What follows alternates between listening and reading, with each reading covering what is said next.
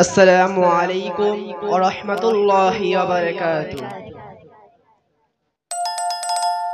الحمد لله رب العالمين والعاقبة للمتقين، الصلاة والسلام على سيد الأنبياء والمرسلين وعلى آله وأصحابه أجمعين. أما بعد، فأعوذ بالله من الشيطان الرجيم. بسم الله الرحمن الرحيم. وقال تعالى في كلامه المجيد والفرقان الحميد: لقد كان لكم رسول الله في أسوة حسنة. الآية. وقال النبي رسول الله صلى الله عليه وسلم: من أحب سنتي فقد أحبني ومن أحبني كان معي في الجنة، أو كما قال عليه الصلاة والسلام।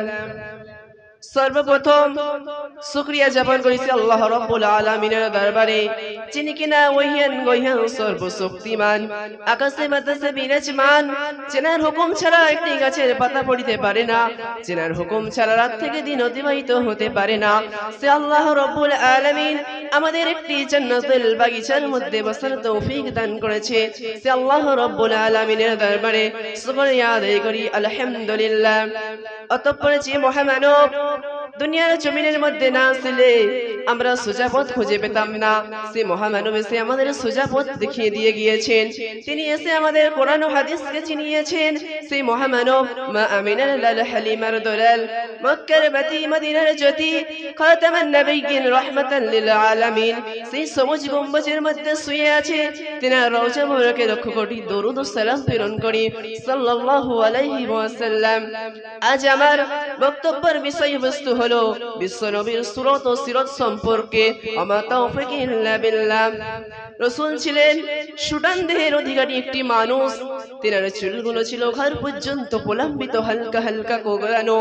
তিনি যখন চুলের ভেতরে তেল দিয়ে আঁচড়াতেন, মনে হতো মৃদুমন্দে বাতাসের ঢেউ দেখা যায়।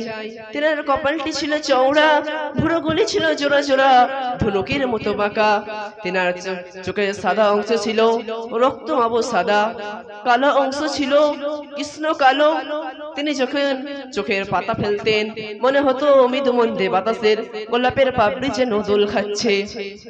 তিনার নাকটি ছিল খাড়া, নাকের ছিদ্রগুলি ছিল ছোট ছোট, নাকের নিচেই ছিল সেই সরু চিকন গোপ, গোপের নিচেই ছিলেন সেই গোলাপি রঙের ঠোঁট। তিনি যখন মুচকি হাসতেন, গোটা বিশ্বের মানুষ অবাক বিস্ময় দেখিতেন, যেন গোটা বিশ্বতে বিজলি চমকাইয়াছে। তিনি যখন কখন রাস্তা দিয়ে হেঁটে যেতেন, এক মাস পরেও কোন সাহাবী সেই রাস্তা দিয়ে গেলে তেনার গায়ের জান্নাতি গন্ধ তারা পেতেন। রাসূল যখন বাড়ির মধ্যে আসতেন, তেনার কপালে জমে থাকা বিন্দু বিন্দু ঘামগুলি মায়েরা শিশিতে করে ভরে রাখতো আতর হিসাবে ব্যবহার করার জন্য। এই সুরত ধারণ করা কখনো কোনো মানুষের সাধ্যের বাইরে, কখনো কোনো মানুষ এই সুরত ধারণ করিতে পারবে না। কিন্তু তেনার সিরাত অনুকরণ অনুপমন আদর্শ তিনি এসেছিলেন এই জন্য।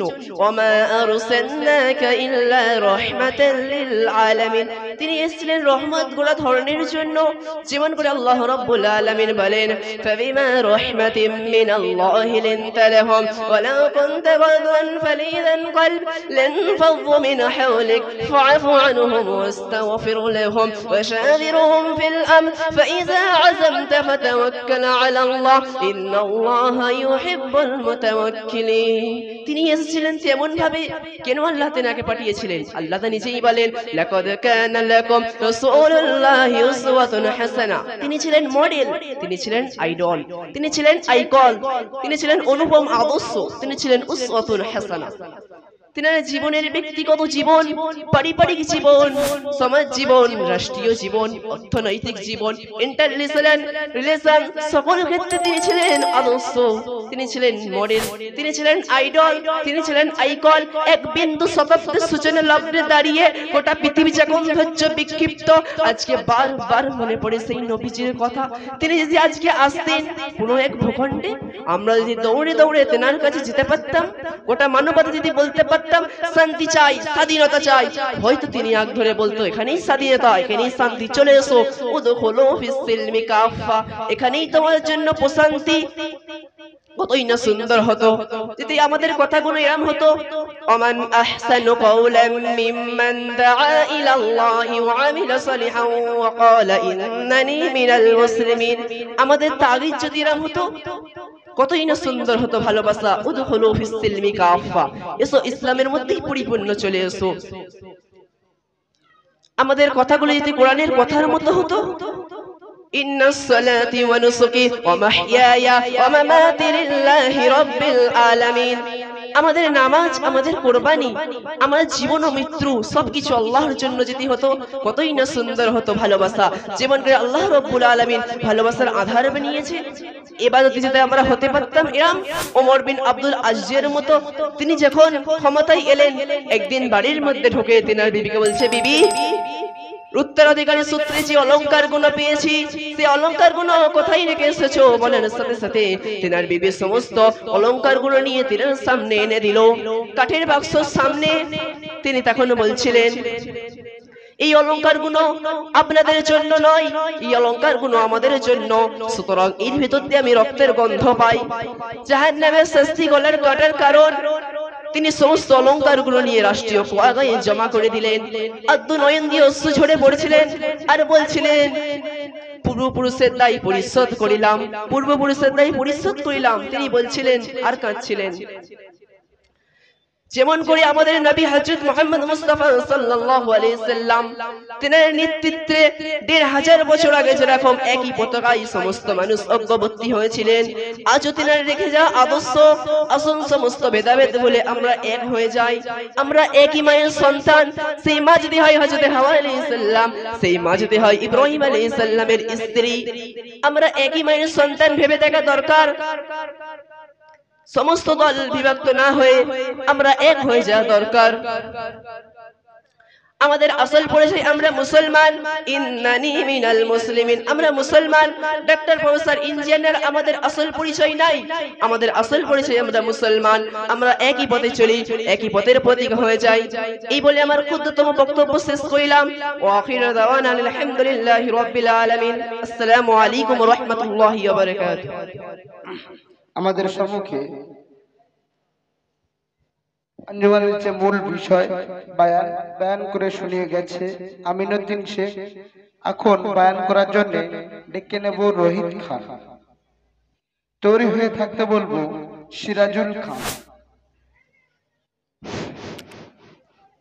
আসসালামু আলাইকুম ওয়া রাহমাতুল্লাহি ওয়া বারাকাতুহু। আলহামদুলিল্লাহ নাহমাদুহু ওয়া নাসল্লি আলা রাসূলিহিল কারীম, আম্মা বা'দ। ফাআউযু বিল্লাহি মিনাশ শাইতানির রাজীম। বিসমিল্লাহির রহমানির রহিম। আলহামদুলিল্লাহ, সমস্ত প্রশংসা, সমস্ত তারিফ, সমস্ত গুণগান, সমস্ত গুণকীর্তন, সমস্ত ইবাদত, সমস্ত বান্দেগি সেই আল্লাহ পাক রব্বুল আলামিনের জন্য, যে আল্লাহ পাক রব্বুল আলামিন আপনাকে আমাকে সমস্ত এলাকা থেকে, সমস্ত পাড়া থেকে এই মজলিসে এনে বসার তৌফিক দান করেছেন। সে আল্লাহ পাক রব্বুল আলামিনের দরবারে আমরা শুকরিয়ার সাথে সকালে বলি আলহামদুলিল্লাহ। তারপরে পরে সেই মহামানব, যে মহামানবকে না সৃষ্টি করলে আপনি আমি কুল কায়নাত কিছুই সৃষ্টি হতো না। গাছ, পশু পাখি, খাল বিল, নদী নালা, এক কথায় বলা যায় একটা বাড়ির কোনো সৃষ্টি হতো না। সেই মহামানবের উপরে আমরা সকলে দরুদের ঝর্ণা বর্ষিত করি, বলি সাল্লাল্লাহু আলাইহি ওয়াসাল্লাম। আজ আমার বক্তব্যের মেন মূল হচ্ছে যে বিশ্বনবী সাল্লাল্লাহু আলাইহি ওয়াসাল্লাম বা সাহাবারা কত কুরবানির মাধ্যমে আমাদের কাছে দিন এসেছে, সেইলে দু চার কথা বলবো আপনাদের সম্মুখে। আল্লাহ আমাকে তৌফিক দান করুক। ওয়া তৌফিক ইল্লা বিল্লাহ। বিশ্বনবী সাল্লাল্লাহু আলাইহি ওয়াসাল্লাম আসার আগে যে নবী চলে গেছিলেন মুসা আলাইহিস সালাম, উনার মিডিলে যে গ্যাপটা ছিল, ওই গ্যাপের মিডিলে মানুষ এতটা খারাপ আখলাক চরিত্র তাদের হয়ে গেছিল যে রাস্তায় কোনো রক্ত পড়ে থাকলে বা রাস্তা থেকে কোনো গর্ভধারণ হয়ে গেলে একের ওপরে বাজি বা বেড লাগাতো। একজন বলতো ছেলে সন্তান আছে, একজন বলতো মেয়ে সন্তান আছে, এরকম করে দুজন দুজনের উপরে তর্ক লাগাতে লাগতো। আর সেই মহিলার পেটকে চিরে দেখতো যে ছেলে সন্তান আছে কি মেয়ে সন্তান আছে। এত খারাপ সময় ছিল সেই সময়টা, এত খারাপ সময় ছিল সেই সময়টা। বলা হয়েছে এত খারাপ সময় কিয়ামত পর্যন্ত আর আসবে না। যখন আপনার আমার নবী দোজাহানের বাদশা যখন এসে তাদেরকে দাওয়াত দিতে লাগলো যে লা ইলাহা ইল্লাল্লাহ মুহাম্মাদুর রাসূলুল্লাহ সাল্লাল্লাহু আলাইহি ওয়াসাল্লাম, এক তোমরা আল্লাহকে মেনে নাও আর আমাকে নবী বলে মেনে নাও, তোমরা ইহকাল এবং পরকালে কামিয়াব হয়ে যাবে। যখন এই দাওয়াত যখন তাদেরকে বিশ্বনবী সাল্লাল্লাহু আলাইহি ওয়াসাল্লাম যখন দিল, তারা এরকম বেনে গিয়েছে। আল্লাহ সুবহানাহু ওয়া তাআলা তাদেরকে কোরআনের মধ্যে সম্মান জানিয়েছে। বলা হয়েছে তাদের নাম নিতে গেলে বলতে হয় রাদিয়াল্লাহু তাআলা। কেন? আল্লাহ পাক রব্বুল আলামিন তাদের প্রতি রাজি খুশি হয়ে গেছে। কেন? তারা মেনে নিয়েছিল বিশ্বনবীর কথাকে, মেনে নেওয়ার পরে আল্লাহ তাদের উপরে রাজি খুশি হয়ে গেছে।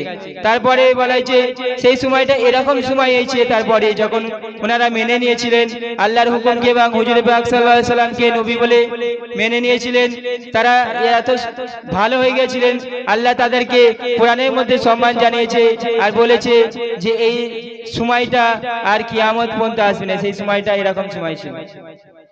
সেই দিন আজ আমরা মাদ্রাসার মধ্যে শিখতে এসেছি। সেই দিনের জন্য সাহাবারা সাহাবা আজমাইনরা কত মেহনত, কত কষ্ট, কত কুরবানির পরে এই দিন আজ আমাদের সামনে এসেছে। হযরতে হানজালা রাদিয়াল্লাহু তাআলা আনহু এক সময় ওনার ফরজ গোসল হয়ে গিয়েছিল, মাথায় মাত্র এক মগ পানি ঢেলেছে আর ওনার কাছে খবর এসেছে মুসলমানরা যুদ্ধের মধ্যে হেরে যাচ্ছে। মুসলমানরা যুদ্ধে হেরে যাচ্ছে, কে আছো যুদ্ধে যাবে?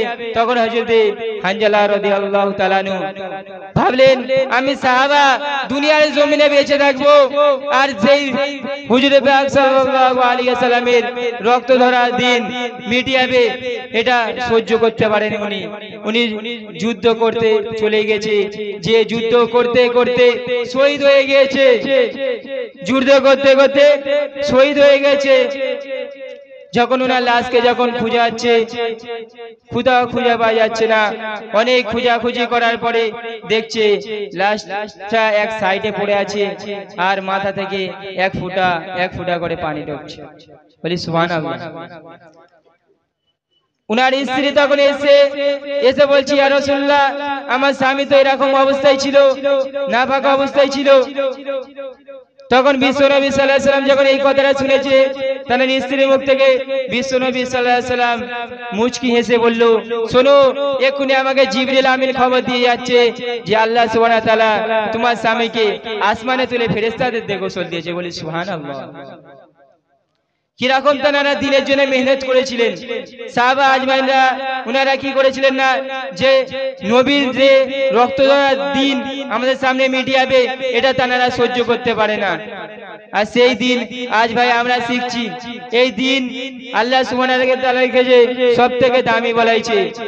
আল্লাহ সুবহানাহু ওয়া তাআলার কাছে সবথেকে দামি জিনিস হচ্ছে দিন, যেই দিন আজ আমরা শিখছি ভাই। এই দিন বিশ্বনবী সাল্লাল্লাহু আলাইহি সাল্লাম কত কষ্ট, কত মুজাহিদা করেছে, তারপরে আমাদের কাছে এসেছে ভাই। এমনি এমনি এই দিন আমরা পেয়ে যাইনি, এমনি এমনি আমরা ঈমানওয়ালা হয়ে যাইনি। বহুত কষ্ট, বহুত মেহনত পড়ে তবে আমাদের কাছে এই দিন এসেছে। আমরা তো সবাই জানি কম বেশি যে আর আল্লাহ সুবহানাহু ওয়া তাআলা কিয়ামত পর্যন্ত নবীকে পাঠাবেন না, কিন্তু এই উম্মত আসতে থাকবে, এই উম্মত কিয়ামত পর্যন্ত আসতে থাকবে। আর এই উম্মত তো দামি করা হয়েছে একটাই কারণ, একটাই উদ্দেশ্য, যে এই উম্মত নিজে জাহান্নামের আগুন থেকে বাঁচবে এবং নিজের আহলে বরকত দিয়ে বাঁচাবে। এই জন্য এই উম্মতকে এত দাম, এত খায়ের উম্মত বলা হয়েছে। এরা সবার আগে জান্নাতে যাবে। এই উম্মতের, এই আমাদের হুজুর পাক সাল্লাল্লাহু আলাইহি সাল্লামের উম্মত যতক্ষণ না জান্নাতের মধ্যে প্রবেশ করে অন্য কোনো নবীর কমরা জান্নাতে প্রবেশ করতে পারবে না। কত দাম দেওয়া হয়েছে ভাই আমাদেরকে, কিসের জন্য এত দাম দেওয়া হয়েছে? না, এদেরকে একটা দামি কাজ দেওয়া হয়েছে যে এরা কেউ নবী হবে না, কিন্তু নবীওয়ালা কাজ করবে, নিজে দিন শিখবে এবং অপরকে দিন শিখাবে। এই জন্য তো এত দামি এত খায়ের আমাদেরকে করা হয়েছে। সেই জন্য আল্লাহ সুবহানাহু ওয়া তাআলা আমাদেরকে দিনের সহি বুঝদান করুক। এই বলে আমার ক্ষুদ্র বক্তব্য শেষ করছি। আসসালামু আলাইকুম ওয়া রাহমাতুল্লাহি ওয়া বারাকাতুহু। আমাদের সম্মুখে বয়ান করে শুনিয়ে গেছে রহিত খান। এখন বয়ান করে শোনাবে সিরাজুল খান। পরবর্তীতে উপস্থিত হয়ে থাকতে স্টেজে আসার জন্য বলবো হাবিবুর রহমান মোল্লা, হাবিবুর মোল্লা। স্টেজে আসার জন্য বলবো হাবিবুর মোল্লা। আসসালামু আলাইকুম ওয়া রাহমাতুল্লাহি ওয়া বারাকাতুহু। نحمده ونصلي على رسوله الكريم أما بعد فأعوذ بالله من الشيطان الرجيم بسم الله الرحمن الرحيم। সমস্ত প্রশংসা সমস্ত তারিফ সেই মহান রব্বুল আলামিনের জন্য, যিনার না হুকুমে গাছের পাতা পড়ে না, যিনার না হুকুমে পানি বর্ষিত হয় না, যিনার না হুকুমে চোখের পাতা পড়ে না, যিনার না হুকুমে সূর্য এদিক দিয়ে ওদিক যায় না। সেই মহান রব্বুল আলামিনের দরবারে আমরা সকলে দরুদ পড়ি, সকলে বলি আলহামদুলিল্লাহ। যে রসুলকে না সৃষ্টি করলে আমি আপনি সারাকুল কায়নাত কিছুই সৃষ্টি হতো না। এক কথা বলা যায় একটি বালির কোনা পর্যন্ত সৃষ্টি হতো না। সেই রসুলের নামে আমরা সকলে হাজারো দরুদ পড়ি, সকলে বলি সাল্লাল্লাহু আলাইহি সাল্লাম।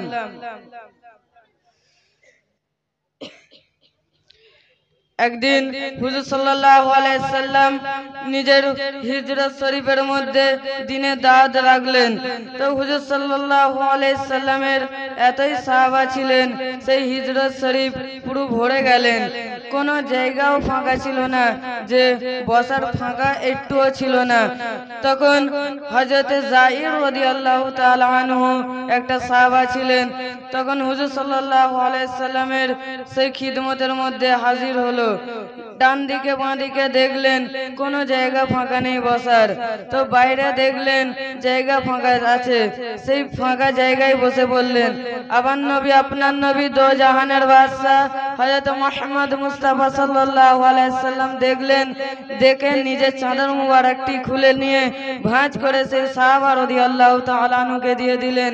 দিয়ে বললেন, তুমি এর উপরে বসে পড়ো। সাহাবাকে বলছে তুমি বসে পড়ো। তখন সেই সাহাবা রাদিয়াল্লাহু তাআলা আনহু সেই চাদর মুবারকটিকে চোখের মধ্যে ঢাকা দিয়ে কাঁদতে লাগলেন। তারপর হুজুর সাল্লাল্লাহু আলাইহি সাল্লামকে আবার গুছিয়ে ভাঁজ করে দিয়ে দিলেন। দিয়ে বললেন, ইয়া রাসূলুল্লাহ, ইয়া হাবিবাল্লাহ, আমার এখনো যোগ্যতা হয়নি যে আমি আপনার চাদর মুবারকের উপরে বসবো, আমার এখনো সম্মান হয়নি। তখন হুজুর সাল্লাল্লাহু আলাইহি সাল্লাম সেই সাহাবা রাদিয়াল্লাহু তাআলা আনহুর সম্মান করলেন। আল্লাহ সুবহানাহু ওয়া তাআলা আমার নবী আপনার নবী দো জাহানের বাদশা হযরত মুহাম্মদ মুস্তাফা সাল্লাল্লাহু আলাইহি সাল্লামের সম্মান করলেন। তো হুজুর সাল্লাল্লাহু আলাইহি সাল্লাম নিজেদের সাহাবাদেরকে বলছে যে সাহাবা, তোমাদের কাছে যখন কোনো মানুষ আসবে তো তাদের তোমরা সম্মান করবে। তো হুজুর সাল্লাল্লাহু আলাইহি সাল্লামের খিদমতে যদি কেউ হাজির হতো, তো বসার জায়গা না যদি থাকতো, তখন হুজুর সাল্লাল্লাহু আলাইহি সাল্লাম সাহাবাদেরকে বলেছিলেন, তাবাসসাহু ইয়াফসাহিল্লাহু লাকুম, বাইরে দিয়ে আসার লোকেদের জন্য তোমরা জায়গা ছেড়ে দেবে। তো আমরা ভাই সকলে বেশি করে ধ্যান রাখবো যে আমরা যখন বসে থাকি আমাদের কাছে অনেক মেহমান আসে, তো আমরা তাদেরকে জায়গা ছাড়ি না। তো আমরা বেশি করে লক্ষ্য করব যে সেই মেহমানগুলোকে আগিয়ে দেওয়ার জন্য। এই বলে আমার বক্তব্য শেষ করছি।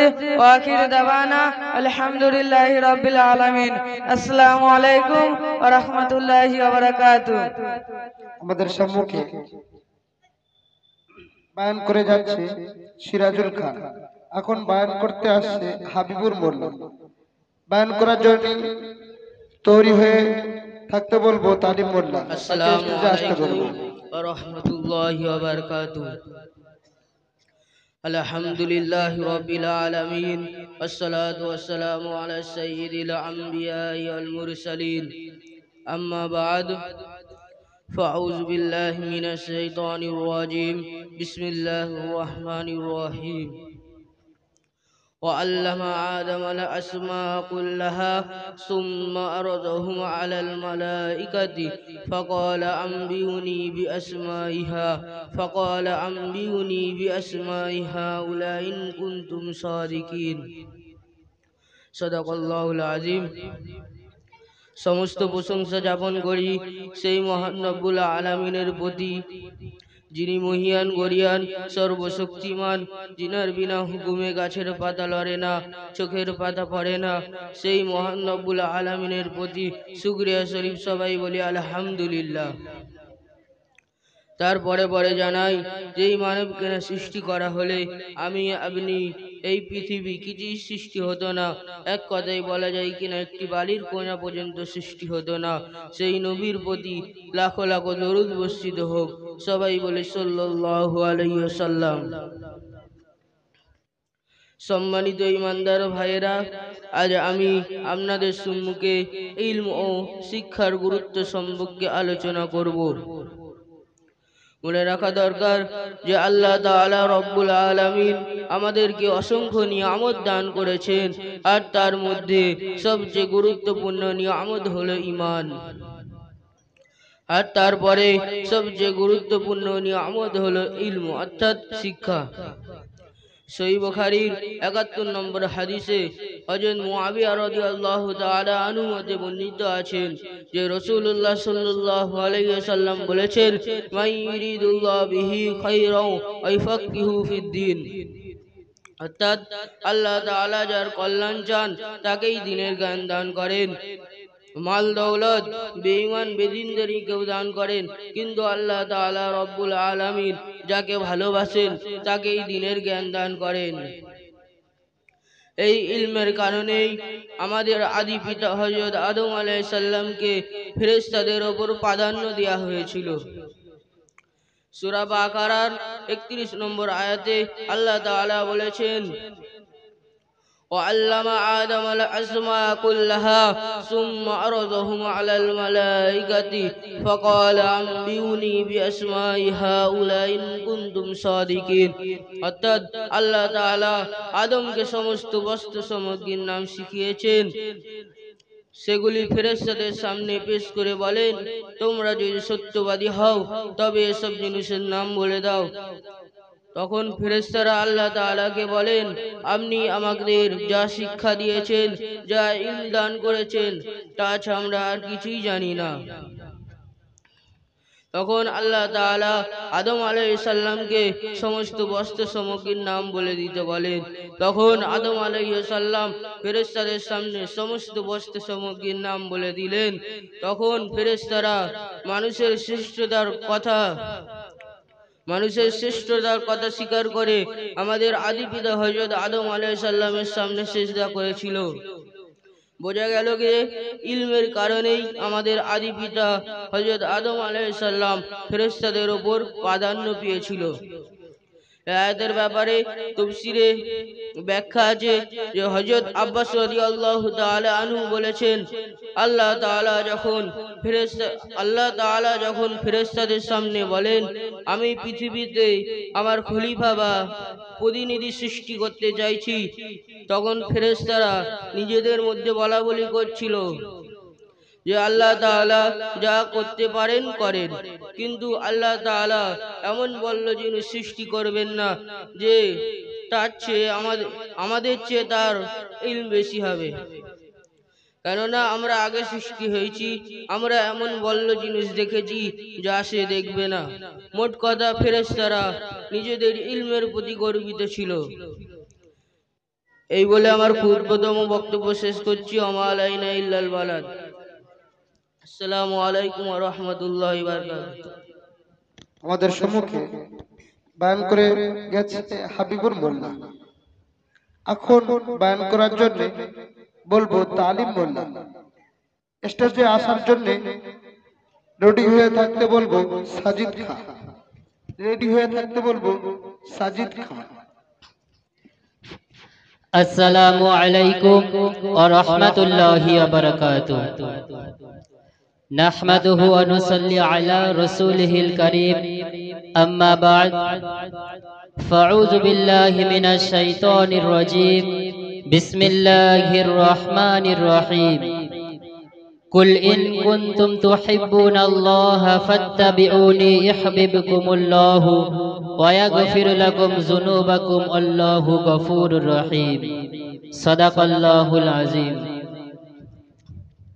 সমস্ত প্রশংসা, সমস্ত তারিফ, সমস্ত গুণগান, সমস্ত গুণকীর্তন সেই মহান আল্লাহ রব্বুল আলামিনের দরবারে, যিনি মহিয়ান গরিয়ান সর্বশক্তিমান। জানার হুকুম ছাড়া কোনো কিছুই হয় না, জানার হুকুম ছাড়া গাছের পাতাও নড়ে না। সেই মহান প্রতিপালকের নামে সকলে লক্ষ কোটি শুকরিয়া শরীফ বলি আলহামদুলিল্লাহ। তারপরে জানাই যে মহামানব, যিনি মা আমিনার লাল, হালিমার দোলাল, মক্কার জ্যোতি, মদিনার বাতি, জানাকে না সৃষ্টি করিলে এই তামাম দুনিয়াতের কোনো কিছুই সৃষ্টি করা হতো না, এমনকি জান্নাত জাহান্নাম পর্যন্ত সৃষ্টি করা হতো না। সেই নবীর নামে সকলে শুকরিয়া শরীফ বলি সাল্লাল্লাহু আলাইহি ওয়াসাল্লাম। মেরে মোহতারাম, আমি আপনাদের সম্মুখে কোরআনে কারীম থেকে যে আয়াত তেলাওয়াত করেছি, আল্লাহ রাব্বুল আলামিন পবিত্র কোরআনের মধ্যে ঘোষণা করেছেন, কুল ইন কুনতুম তুহিব্বুনাল্লাহা ফাত্তাবিউনি ইউহিব্বুকুমুল্লাহু ওয়া ইয়াগফির লাকুম যুনুবাকুম আল্লাহু গফুরুর রহিম। আল্লাহ রাব্বুল আলামিন বলছেন, হে নবী, আপনি আপনার উম্মত উম্মতিদেরকে শুনিয়ে দিন যে তোমরা যদি আল্লাহ রাব্বুল আলামিনকে ভালোবাসতে চাও, আল্লাহ রাব্বুল আলামিনকে পেতে চাও, তাহলে তোমরা আমার অনুসরণ করো এবং আল্লাহ রাব্বুল আলামিন তোমাদেরকেও ভালোবাসবে আর তোমাদের তামাম জিন্দেগির গুনাহকে মাফ করে দেবেন। তো মেরে মোহতারাম, আমরা এর দ্বারাই বুঝতে পারি যে আল্লাহ রব্বুল আলামিনকে কাছে পেতে গেলে, আল্লাহ রব্বুল আলামিনের ভালোবাসা অর্জন করতে গেলে আমাদেরকে নবীকে ভালোবাসতে হবে, নবীর হুকুমকে মেনে চলতে হবে, নবীর সুন্নতকে মেনে চলতে হবে। আর সেই সুন্নত কি শুধু দস্তরখানা বিছিয়ে ভাত খেলেই হয়ে যাবে? শুধু সুবিধাবাদী হলে আমাদেরকে চলবে না। দাঁত খিলাল করা যেরকম সুন্নত, তায়েফের মাঠেও পাথরের আঘাত খাওয়াও সেরকম সুন্নত। আমাদের নবী আমাদেরকে কতটা ভালোবাসতেন, কতটা মহব্বত করছেন, আমি আপনাদের সম্মুখে একটি ছোট্ট ঘটনা বলে শোনাবো। মদিনাতে যখন রাসূলুল্লাহ সাল্লাল্লাহু আলাইহি সাল্লামের 3 দিন যাবত খোঁজ পাওয়া গেল না, তখন হযরতে ওমরে ফারুক রাদিয়াল্লাহু তাআলা আনহু তরবারি হাতে নিয়ে সারা উম্মার মধ্যে ঘোষণা করে বলে দিলেন, হে মদিনার মুনাফিকরা, তোমরা যদি আজকে রাসূলের খবর না দিতে পারো, তাহলে তোমরা এই ওমরের হাতের তরবারির আঘাত থেকে কেউ বাঁচতে পারবে না। মদিনার মুনাফিকরা তখন চিন্তায় পড়ে গেল যে ওমর রাদিয়াল্লাহু তাআলা আনহু আমাদেরকে এত সন্দেহ করছে, কিন্তু আমরা রাসূলের খবর রাখি না, আমরা রাসূল কোথায় থাকে আমরা জানি না, কিন্তু আমরা ওমরের হাতের তরবারির আঘাত থেকে বাঁচতে পারবো না। এই বলে সমস্ত মুনাফিকরা চিন্তায় পড়ে গেলেন। হযরতে আবু বকর সিদ্দিক রাদিয়াল্লাহু তাআলা আনহু এসে বলছেন, ভাই ওমর, এখন পাগলামি করো না, এখন পাগলামি করার সময় নাই, চলো আমরা রাসূলের তালাশে এদিক ওদিক বার হয়ে যাই।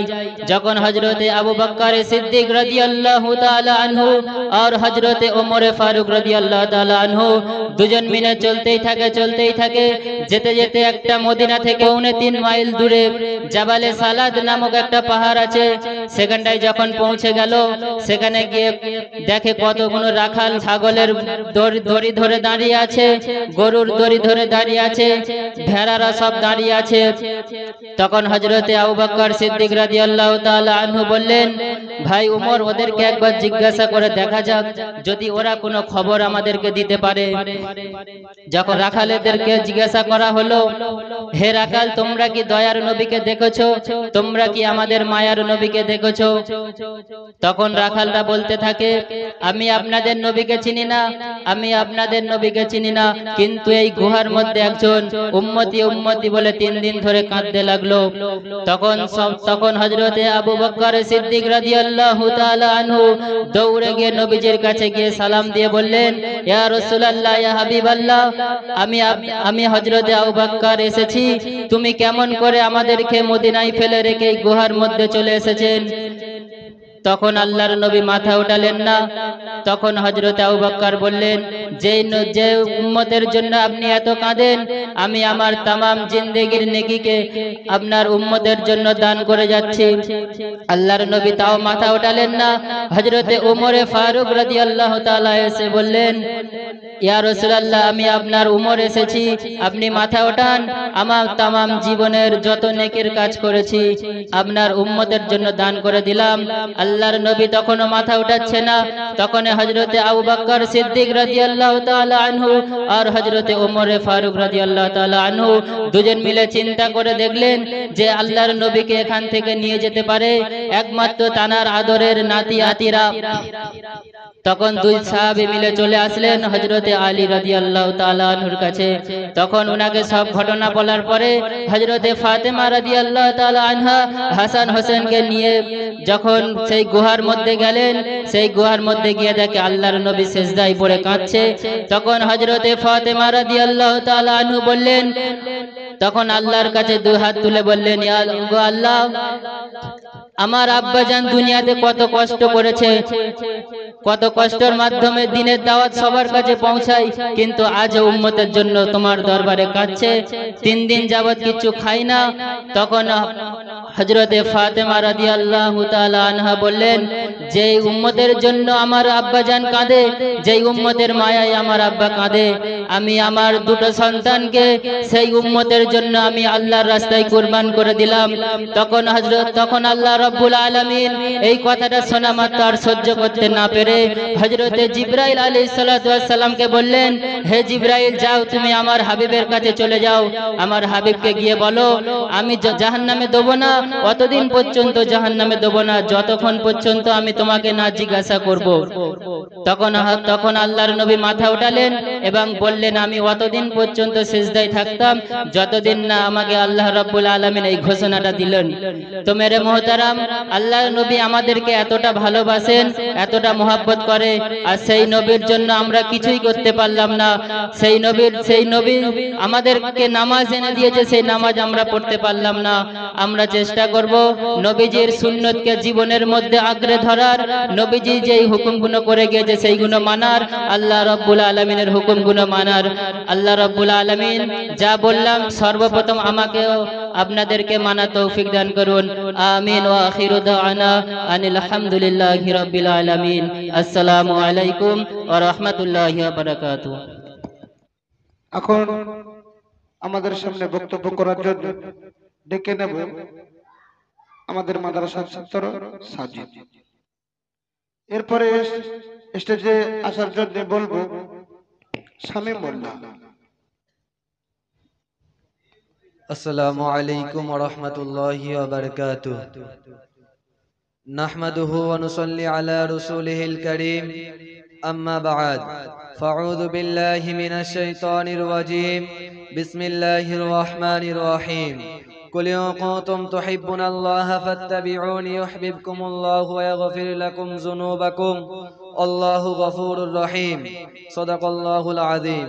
وقال رسول الله صلى الله عليه وسلم لا يؤمن أحدكم حتى أكون أحب إليه من والده وولده والناس أجمعين أو كما قال عليه الصلاة والسلام.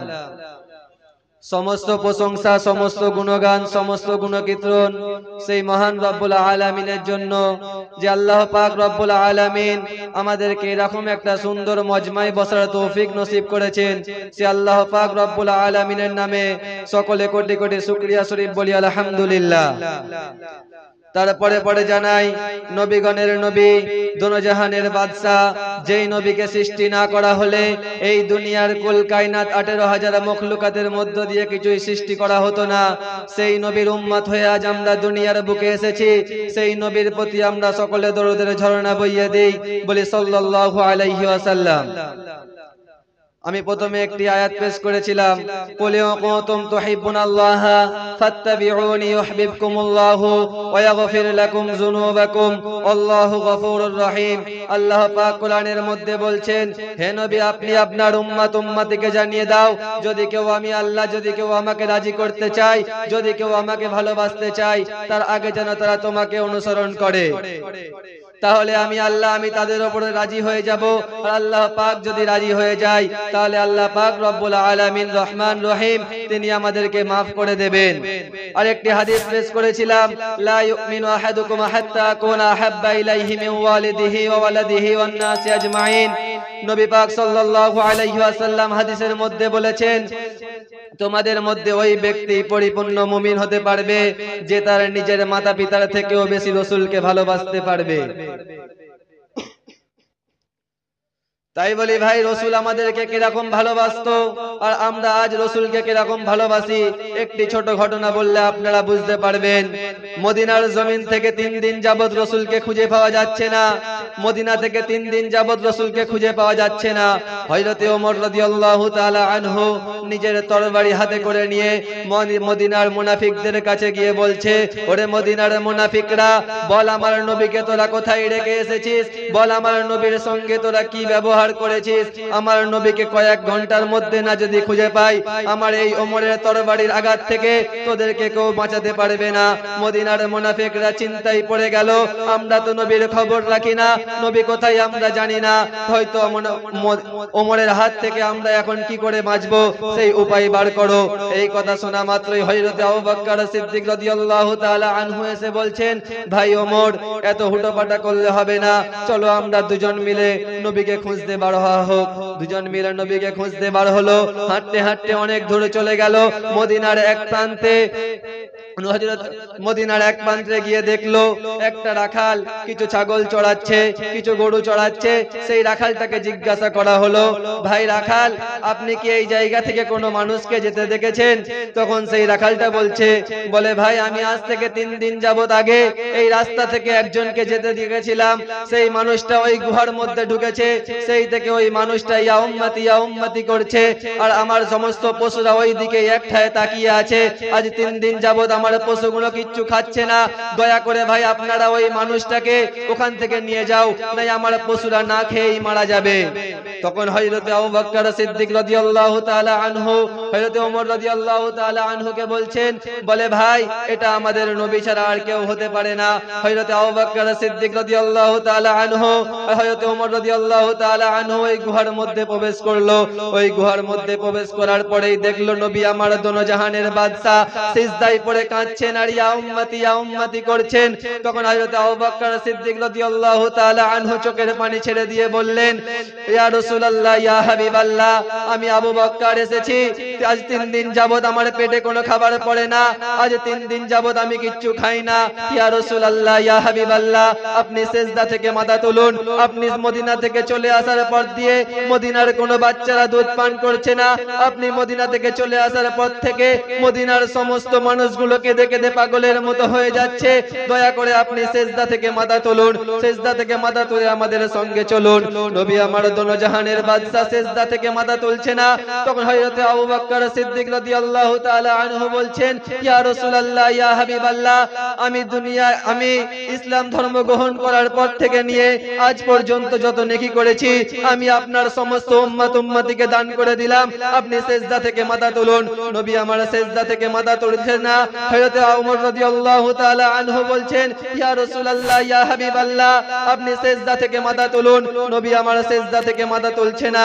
হযরত ওমর রাদিয়াল্লাহু তাআলা আনহু বলছেন, আমার 26 বছর বয়সে আমি তরবারি হাতে করে নিয়ে আপনার গর্দান কাটতে এসেছিলাম। আমি সেই গর্দান কাটতে আসার পরে আপনার নুরানি চেহারা দেখে আমি কলেমা পড়ে নিয়েছিলাম। আমি সেই থেকে নিয়ে আজ পর্যন্ত যত নেকি করেছি আপনার সমস্ত উম্মত উম্মতিকে দান করে দিলাম। নবী আমার সেজদা থেকে মাথা তোলো। নবী সেজদা থেকে মাথা তুলছে না, তখন দুজন মিলে চিন্তা করলো এরকম ভাবে কিছু করা যাবে না, চলো নবী সব থেকে বেশি যাকে ভালোবাসে তার কাছে যাওয়া যাক। সঙ্গে সঙ্গে ওখান থেকে চলে গেল।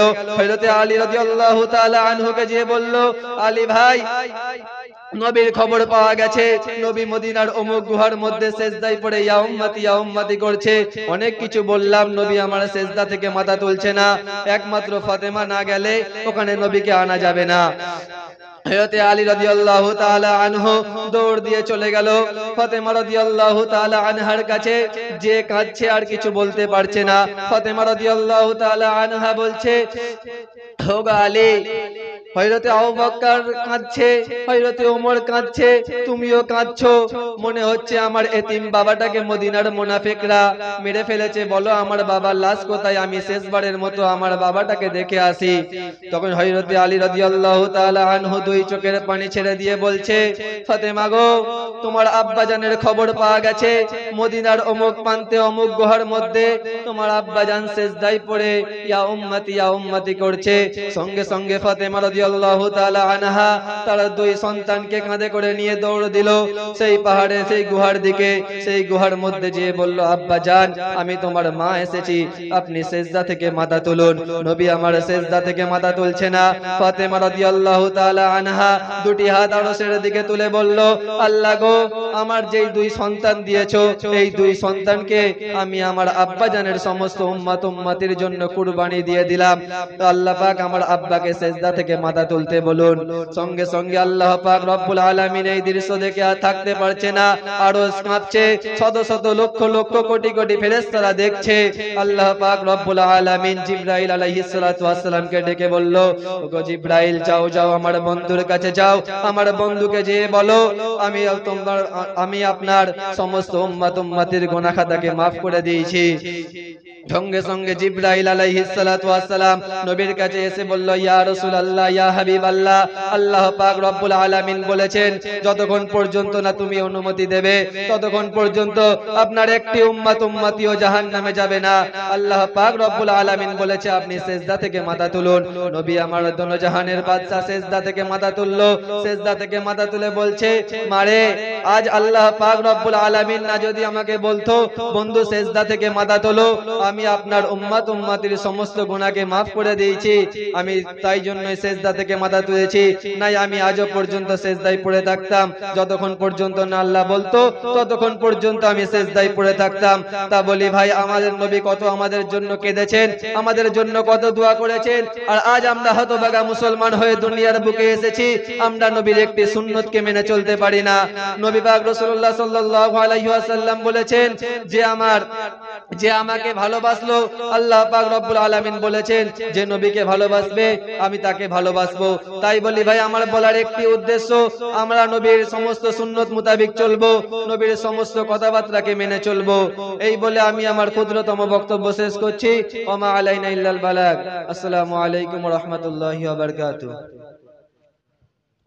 আমাদের সম্মুখে বয়ান করেছে সাজিদ খান। এখন বয়ান করার জন্য ডেকে নেব শামীম মোল্লা। সে আমাদের সামনে তার মূল্যবান বয়ান তুলে ধরবে, আমরা সবাই শ্রবণ করব। আমাদের এই বিষয় এখানে শেষ, আমাদের শেষ বয়ানের শেষ প্রতিযোগী শামীম মোল্লা। আসসালামু আলাইকুম ওয়া রাহমাতুল্লাহি ওয়া বারাকাতুহু। নাহমাদুহু ওয়া নুসাল্লি আলা রাসূলিহিল কারীম, আম্মা বা'দ। আউযু বিল্লাহি মিনাশ শাইতানির রাজীম। বিসমিল্লাহির রহমানির রহিম। ওয়া মা আরসালনাকা ইল্লা রাহমাতাল লিল আলামিন। সাদাকাল্লাহুল আযীম। وقال النبي صلى الله عليه وسلم إن خياركم أحسنكم أخلاقا أو كما قال عليه الصلاة والسلام. আলহামদুলিল্লাহ আলহামদুলিল্লাহ, সমস্ত প্রশংসা, সমস্ত গুণগান, সমস্ত গণকীর্তন সেই মহান আল্লাহ পাক রব্বুল আলামিনের জন্য, যিনি আমাদেরকে এত সুন্দর মজলিসে বসার তৌফিক দান করেছেন এবং এত সুন্দরভাবে দুনিয়াতে জীবন যাপন করার তৌফিক দান করেছেন।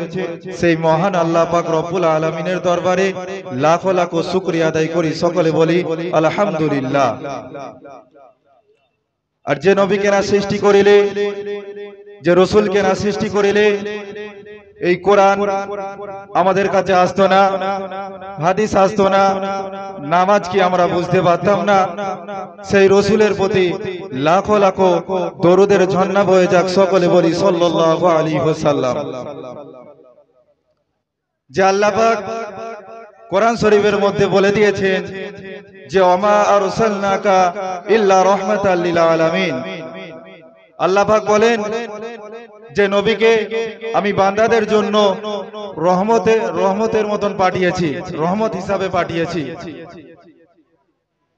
নবীকে আমাদের জন্য রহমত হিসাবে পাঠিয়েছেন, তাই সেই নবীর জন্য, সেই নবীর জীবনী আমি আপনাদের কাছে কিছু তুলে ধরব।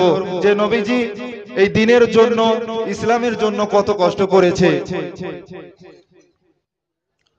আমাদের নবী এই দ্বীনের জন্য, ইসলামের জন্য এতই কষ্ট করেছে, অন্যান্য নবীদের তুলনায় অনেক বেশি কষ্ট ভোগ করেছেন। একদিন আম্মা জান আয়েশা রাদিয়াল্লাহু তাআলা আনহা হুজুর সাল্লাল্লাহু আলাইহি ওয়াসাল্লামকে জিজ্ঞাসা করছেন যে আয়েশা, যে হুজুর, যে আপনার জান্নাতি শরীরে কালো কালো দাগ কিসের? দেখুন হুজুর সাল্লাল্লাহু আলাইহি ওয়াসাল্লাম বলছেন যে আয়েশা, তুমি আমাকে এমন একটা কথা জিজ্ঞাসা করেছো যে বলতে গেলে আমার কষ্টই মনটা ভেসে যাবে। তখন নবী মোর বলছে যে আমি 3 দিনের জন্য তায়েফের নেতাদেরকে তায়েফে ইসলামের জন্য দাওয়াত দিতে গেলাম, দিনের দাওয়াত দিতে গিয়েছিলাম। তায়েফের নেতারা আমার কথা না বুঝতে পেরে আমাকে উল্টো পাল্টা করে কথা বলেছে। কি বলেছে? যে আল্লাহ কি রসুল বানানোর জন্য অন্য কোন লোককে দেখতে পাইনি, অন্য কোন ধনী ব্যক্তিকে দেখতে পাইনি। আবার এরকমও বলেছে যে আপনি মিথ্যাবাদী। আমরা সকলে বলি নাউজুবিল্লাহ।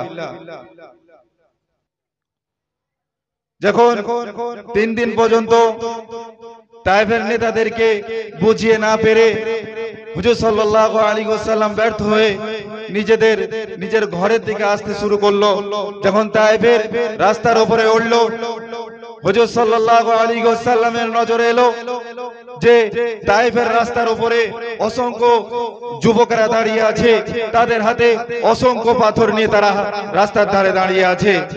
যখন হুজুর সাল্লাল্লাহু আলাইহি ওয়াসাল্লাম রাস্তার উপরে উঠলো, তখন ওই তায়েফের নওজোয়ান ছেলেরা ওই যে হাতে পাথর ছিল সেগুলো হুজুর সাল্লাল্লাহু আলাইহি ওয়াসাল্লামের দিকে নিক্ষেপ করতে থাকলো। সেই পাথরের আঘাতে, সেই পাথর ছোড়ার আঘাতে আমার নবী, সবার নবী হযরত মুহাম্মদ সাল্লাল্লাহু আলাইহি ওয়াসাল্লামের যে শরীরের আঘাত পড়ে রক্তে রঞ্জিত হয়ে তায়েফের রাস্তায় লুটিয়ে পড়ে গেল। আবার কিছুক্ষণ পরে যখন উঠলো, ফের 2 পা সামনে যাওয়ার পরে ফের আবার পাথর ছুটতে লাগলো। এরকম করে হুজুর সাল্লাল্লাহু আলাইহি ওয়াসাল্লাম তায়েফের মাঠে 3 বার বেহুশ হয়ে পড়ে গিয়েছিল। তখন হযরত জায়েদ রাদিয়াল্লাহু তাআলা আনহু হুজুর সাল্লাল্লাহু আলাইহি ওয়াসাল্লামের হাতটা ধরে তুলে দিলেন। তখন আল্লাহর ফেরেশতা হযরত জিবরাইল এসে বলেন, ও নবী, তোমার এত কষ্ট সহ্য করতে পারে না আসমানের ফেরেশতারা, তুমি আমাকে একবার হুকুম দাও, আমি এই তায়েফবাসীকে, ওই যে 2টো পাহাড় দেখা যাচ্ছে, ওই 2টো পাহাড় এনে ওই তায়েফবাসীদেরকে পিষে মেরে ফেলবো। তখন আমার নবী বলেন, ও জিবরাইল, তুমি যদি ওই তায়েফবাসীদেরকে ওই পাহাড় দিয়ে চেপে মেরে ফেলো, তাহলে আমি কাদেরকে দিনের দাওয়াত দেব, আমি কাদের কাছে ইসলাম নিয়ে যাব। তাহলে আমার নবী কত দয়ালু ছিলেন, কত তার সুন্দর আখলাক চরিত্র ছিলেন, যে আমাদের যেটি এখন কেউ মারে আমি তার বদলা নিয়ে নেব, কিন্তু আমার নবীকে অত মারার পরেও ফেরেশতা জিবরাইলকে মেরে ফেলার জন্য না যেন মেরে ফেলে সেরকম বলছে। তখন হযরত যায়েদ রাদিয়াল্লাহু তাআলা আনহুকে জিজ্ঞাসা করলেন যে নামাজের কোন নামাজের ওয়াক্ত হয়ে গেল, নামাজের ওয়াক্ত হয়েছে। তখন যায়েদ রাদিয়াল্লাহু তাআলা আনহু বললেন যে নামাজের ওয়াক্ত হয়েছে। তখন হুজুর সাল্লাল্লাহু আলাইহি ওয়াসাল্লাম জায়েদকে বললেন যে তায়েফবাসী থেকে একটু তায়েফ থেকে গিয়ে একটু পানি আনতে পারবে, যাতে আমি ওযু করে 2 রাকাত সালাত আদায় করব। তখন জায়েদ রাদিয়াল্লাহু তাআলা আনহু তায়েফের এক ব্যক্তির কাছে একটু পানি সঞ্চয় করে আনলো। সেই পানিতে হুজুর সাল্লাল্লাহু আলাইহি ওয়াসাল্লাম ওযু করলেন। ওযু করার পরে যখন পা দুটো ধুতে গেলেন, যে চামড়ার মজা পড়েছিলেন, এতটা রক্ত পড়েছে, এতটা রক্ত জমেছে যে চামড়ার মজার সাথে আর গোশের সাথে রক্ত জমাট হয়ে লেগে আছে। খুব কষ্টে সেটা খুলে ধুয়ে তায়েফের রাস্তায় হুজুর সাল্লাল্লাহু আলাইহি ওয়াসাল্লাম 2 রাকাত সালাত আদায় করে আল্লাহর কাছে হাত দুটো তুলে বলছেন, ওগো আল্লাহ, ওগো আল্লাহ, এই তায়েফবাসীরা আমাকে বুঝতে পারেনি, এই তায়েফবাসীরা আমাকে চিনতে পারেনি যে আমি তোমার নবী। এরা না বুঝে না চিনে আমাকে ক্ষতি করেছে, আমাকে মেরেছে। ওগো আল্লাহ, তুমি এদেরকে সহি বুঝ দান করো, তুমি এদেরকে ধ্বংস করিও না, এদেরকে তুমি তোমার গজব থেকে বাঁচিয়ে রাখো। তাহলে আমাদের নবী এই দিনের জন্য কত কষ্ট করেছে, কত কষ্ট সহ্য করেছে এবং দুশমনদের জন্য দোয়া করেছেন। আর আমরা কেউ যদি আমাদের কোনো ক্ষতি করে, আমরা তার ক্ষতি করার জন্য পিছনে পড়ে থাকি যে কখন সুযোগ পাবো তার ক্ষতি করব। তাই ভাই, এই দুনিয়াতে বাঁচতে গেলে আমাদেরকে কি রকম ভাবে চলতে হবে, আমাদেরকে কি রকম ভাবে থাকতে হবে, আমাদেরকে থাকতে হবে রাসূল যেরকম ভাবে এই দুনিয়াতে জীবন যাপন করে গিয়েছে, রাসূল যেরকম ভাবে মানুষদের কাছে মানুষদের ভালোবেসে গেছে, রাসূল যেরকম ভাবে এই দুনিয়াতে নম্রতা ভদ্রতা দেখিয়েছেন, সেরকম ভাবে আমাদেরকে এই দুনিয়াতে থাকতে হবে। কারণ আমাদের কখন মওত হবে আমরা কেউ জানি না, আর মওতের স্বাদ সবাইকে চাখতে হবে। তাই আমাদেরকে ভাই মরার আগে আগে আমাদের মরণের সামানগুলোকে তৈরি করে নিতে হবে এবং রাসূলের সুন্নত মোতাবেক আমরা জীবন যাপন করব। এই বলে আমি আমার ক্ষুদ্রতম বক্তব্য এখানেই শেষ করছি। ওয়া আখির দাওয়ানা আলহামদুলিল্লাহি রাব্বিল আলামিন। আমাদের যে একটি বিষয় ছিল বয়ান এই পর্যন্ত সমাপ্ত হলো। এরপরে আমাদের নামাজ হবে।